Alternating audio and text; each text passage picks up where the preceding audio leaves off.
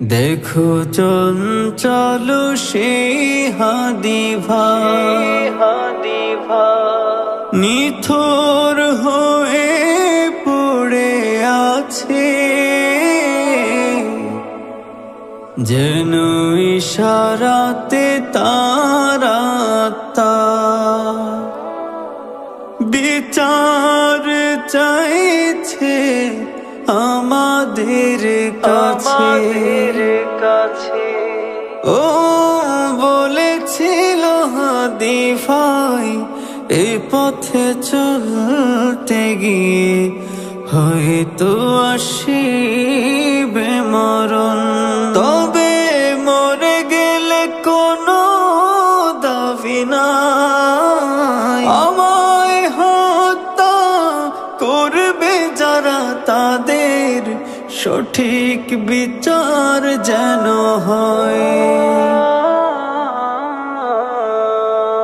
ও বলেছিল হাদি ভাই, এই পথে চলতে গিয়ে হয়তো আসিবে মরণ, তবে মরে গেলে কোনো দাবি নাই। আমায় হত্যা করবে যারা, তাদের সঠিক বিচার যেন হয়। সত্যি সে চলে গেল, হাদি ভাই শহীদ হলো, তোর তাজা প্রাণটা নীরবে ঘুমিয়ে আছে।